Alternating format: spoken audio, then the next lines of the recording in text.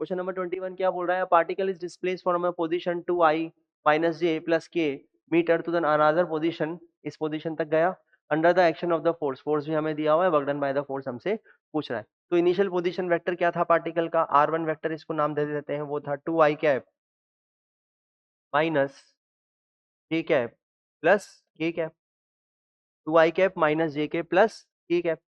r2 vector जहां तक particle गया, सेकंड पोजीशन वेक्टर जो उसका था फाइनली, वो था 3i cap plus 2j cap minus 2 के कैप। एक बार वेरीफाई कर लेते हैं, 2i cap minus j cap plus के कैप, ये हो जाएगा 2i कैप प्लस जे कैप माइनस 2 के कैप।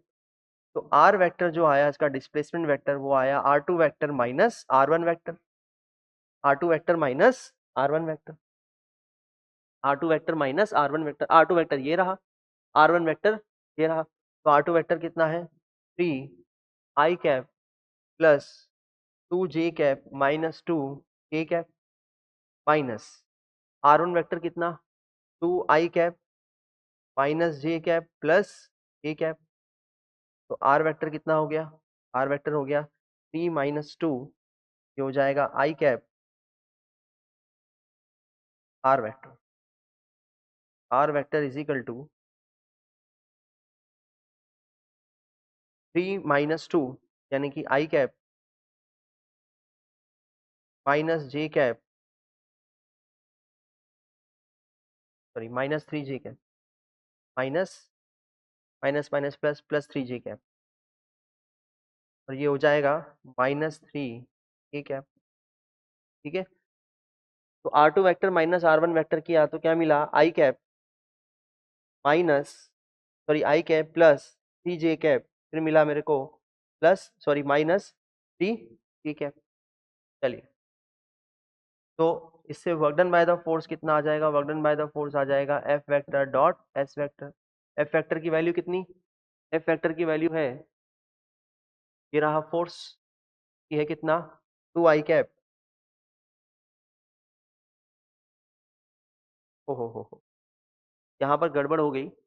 यहाँ पर r1 वेक्टर था 2i cap minus j cap plus के कैप, यहाँ पर हो गया 3i cap plus 2j cap minus 2k cap. r2 minus r1 हम लिख रहे हैं, तो ये है r2 वेक्टर, ये है r1 वेक्टर। r1 वेक्टर कितना है? 2i cap minus j cap plus के कैप। ठीक है, तो इतना आया। अच्छा, फोर्स जो है वो सही है बिल्कुल। चलिए, फोर्स जो है वो कितना है? 2i कैप प्लस जे कैप,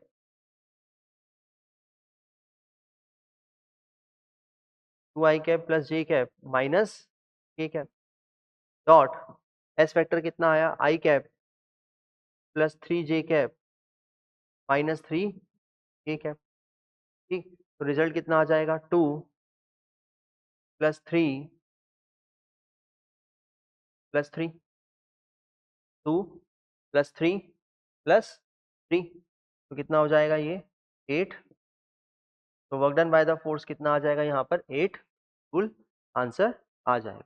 तो कुछ नहीं था यहाँ पर, हमने r1 वेक्टर लिखा, हमने r2 वेक्टर लिखा, और finally r2 vector minus r1 vector से क्या किया? डिस्प्लेसमेंट निकाला, जो कि आया इतना। ठीक, और फाइनली हमने क्या किया? यहाँ पर f वेक्टर जो कि इतना था उसको डॉट प्रोडक्ट कर दिया s वेक्टर से, और हमारा रिजल्ट यहाँ पर आ गया 2 प्लस 3 माइनस, सॉरी प्लस 3, फिर से कितना हो गया? 8 जूल। तो 8 जूल इसने वर्क किया होगा।